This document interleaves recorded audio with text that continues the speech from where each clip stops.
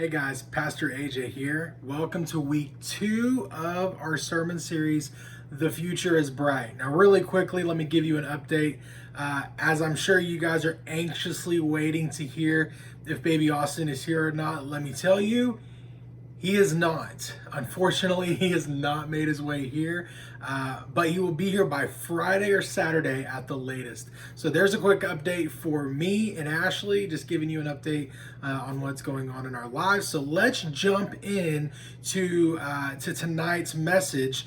And the title of tonight's message is this, if you're taking notes: what lies ahead. We're going to look at what lies ahead as we look at our future, as we look at our new normal. Now remember, last week we said there is a new normal ahead of us. Now I challenged you to figure out what your new normal might look like and to ask God what He may be calling you to.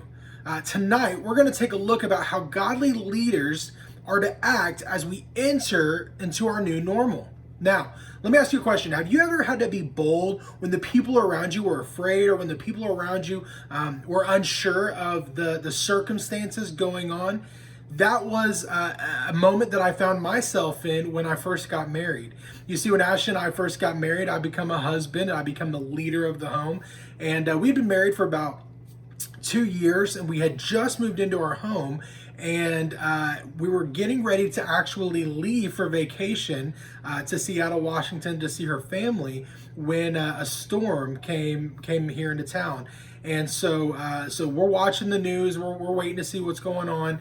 And then we catch word from the news guy, from the meteorologist, that the storm was right on top of us, and that the tornado was really just a mile or two away from where we were located. And so, as the leader of the home, I told her, okay, grab your phone, grab a mattress, a blanket, a pillow. We're gonna jump into the tub. So we get inside of the bathtub in our spare bathroom.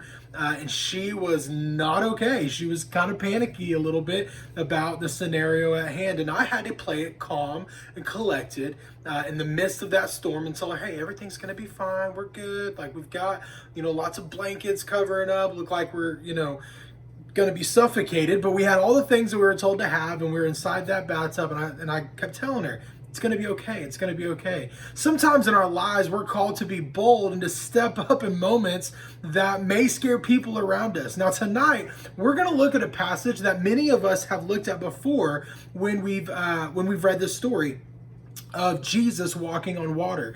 And a lot of times, as we look at this passage, we like to put ourselves in the shoes of Peter, as he was the one who was invited out onto the water with Jesus, and try to relate to Peter. But tonight, I'm going to challenge us to look at this passage a little differently.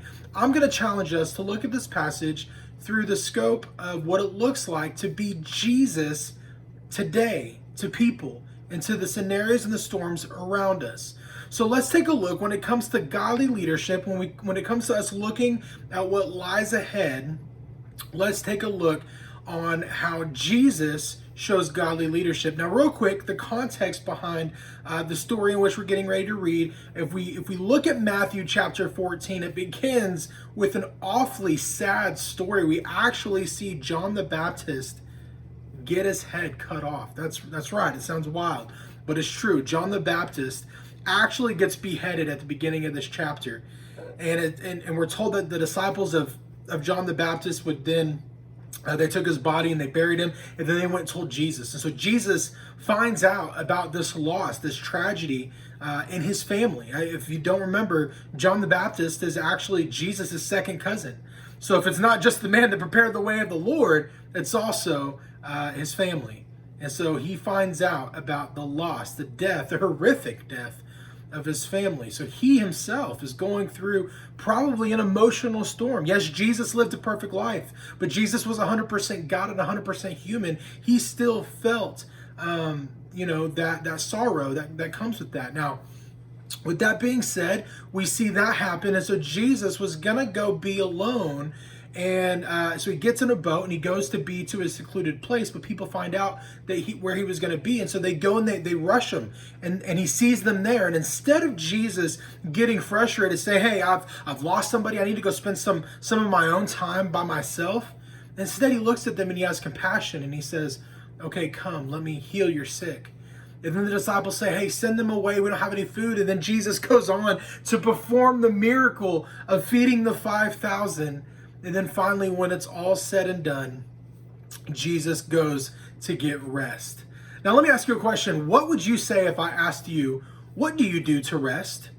You know, some of you might say, oh, I like to just sit inside and watch Netflix. I like to play video games. For me, I'd say, oh, I like to watch football. Man, I love football. I hope it doesn't get canceled because of COVID. Ash and I talk about it all the time. I'm like, oh, I got to have football this season. If not, you know, the Lord's in control. But let me ask you that question. What does it look like for you to have rest? What does it look like for you to rest? Well, tonight we're going to talk about what it looks like for a godly leader to lead from a place of rest. And so number one, if you're taking notes, is this: leadership from rest. Leadership from rest. So now let's jump into our passage and take a look. Matthew chapter 14, verses 22, 23, and 24. It says this: immediately Jesus made the disciples get into the boat and go ahead of him to the other side, while he dismissed the crowd. After he had dismissed them, he went up on a mountainside by himself to pray. Later that night, he was there alone, and the boat was already a considerable distance from the land, buffeted by the waves because the wind was against it. Now, let's kind of break this apart and take a look at what Jesus is doing here. Jesus just went through a lot. Okay, have you guys ever gone through a lot? You ever been through one of those seasons where it just seems like things are getting piled on in your life over and over, one thing after another? Jesus went through a lot. He had the death of his friend, of his second cousin. And now he's just looking for a moment to rest. And instead of getting that moment to rest, the people rush him. Now, understand something real quick, okay? Rest for us, we might think it's just, you know, watching Netflix, playing video games, chilling, scrolling through social media, watching football. But the thing is that's not real rest. Yes, that might be rest from maybe our reality and like what's going on right now in the moment, but our mind is still being cluttered with all kinds of worldly things when we enter ourselves into those moments. So understand that rest is not Netflix, video games, social media, football. No, rest is found in God and God alone. Let's take a look at what Jesus did. Jesus, first, before he rested, he finished his responsibilities well. Okay, so he didn't just like throw everybody to the side and go rest. No, he saw those people. He had compassion on them. He finished the job at hand, right? He healed their sick and he fed the 5,000 plus, because that was only men, not including women and children. So he fed all of them. He performed that miracle, many other miracles in healing the sick. And then Jesus went and he rested. Guys, whatever you got going on, hey, finish those things well, okay? Let's get stuff done. But when the moment is right, make sure that you rest, but not by yourself and by worldly standards. Rest in Jesus. Rest in just spending solitude with God, because that's what he's calling us to do. Jesus then went to be alone with the Father. He said after he had dismissed them, he went up on a mountain by himself to pray. Jesus knew rest meant being in the presence of God the Father. And so that's where he went. He ran to be in the presence of God the Father. Guys, what does it look like for you to just rest in the presence of God the Father? Even post-quarantine, you may need to rest in the Lord. Okay, I want you to write this down. Rest quiets chaos around us and amplifies God's voice. I'll say it again. Rest quiets the chaos around us and amplifies God's voice. You see, when we get rid of all the other things in our life, we don't spend our time on social media or playing video games and putting all that noise in our ears. When we just calm down and when we're still, we can hear God's voice. And we're told that in the book of Psalms. Let's take a look. Psalm 46 verse 10 says this. He says, "Be still and know that I am God. I will be exalted among the nations. I will be exalted in the earth." In this moment of tragedy, Jesus knew he needed to rest. He got his stuff done.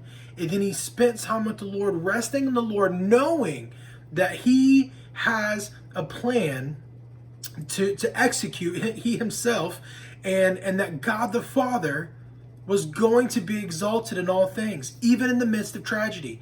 Even in the midst of that season of his life, he knew that God was in control. But in order to go find rest in that, he had to be still. He had to go pray alone, away from everyone else. That, students, is what real rest looks like.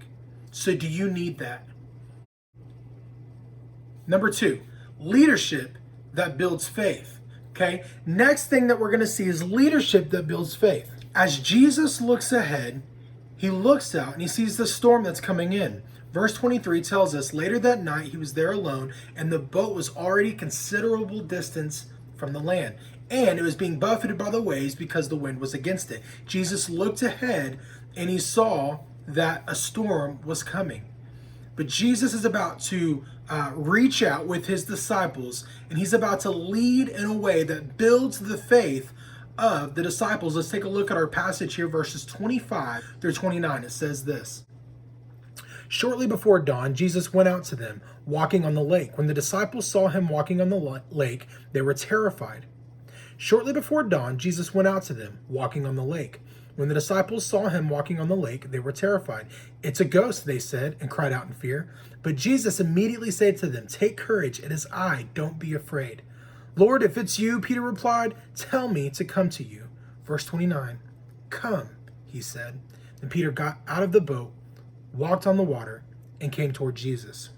So, as we look at what it looks like for leadership to build faith, let's look at a few things that Jesus did. Okay, the first thing that we see, Jesus walked on water.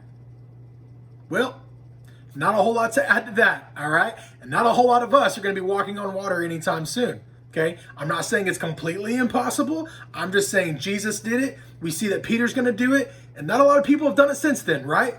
But Jesus walked on water. Here's another way to look at it. Jesus did something miraculous. Jesus did something that nobody expected. Here's what Jesus did. He showed his powers. He showed his power in a way that other people didn't understand.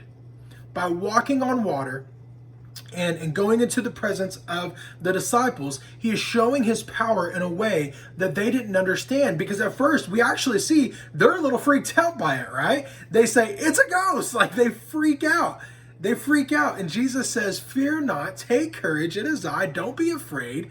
And he's showing his power in a way that they did not expect. Is it possible that we're called to do the same thing? Is it possible that we're actually called to live a life that shows the power of Jesus in ways that people don't expect? Maybe when we go through tragedy, whether it's losing a loved one or our parents separating, or just our family going through a rough time, or any other number of things that could be going on in our life, is it possible that we're being called to show leadership that builds faith by us doing and responding in ways that people just didn't expect for us to do? I think it's possible. Now, aside from that, Jesus shows his power, and then here's the cool thing. Jesus then invites Peter to be out there with him. An invitation is a big deal. I remember a few months ago, I was invited to join the board for Super Summer. Man, that was super cool. It was actually the day after Ashley and I found out that we were pregnant with Austin. Not we, she. That she was pregnant with Austin. I got the call and I was invited to be a part of that team. I was invited to be a part of something huge. Again, it breaks my heart that Super Summer is not going to be happening this year. But I'm thrilled to do something that not everybody gets to do. Okay? Are you being invited by God to do something that not everybody gets to do? Are you being invited by God to walk on water with him? To go do something miraculous that other people just aren't ready for? That other people are not expecting you to do? And if so, are you accepting that invitation? Here's another way to look at it. Maybe we're called to be like Jesus. Maybe we're called to be the ones out there walking on water, out there doing something that others aren't expecting, going, "Whoa, man, that is cool that they're living for Jesus in such a crazy big way. I want to be a part of that." And for us to go, "Hey, it's not about me. Come on, man, join me. Come be a part of what God's calling me to do and join me in this. You can be a part of this too. Come with me and walk on water." Maybe that's what we're called to do. Jesus' leadership gave Peter the faith to walk on water.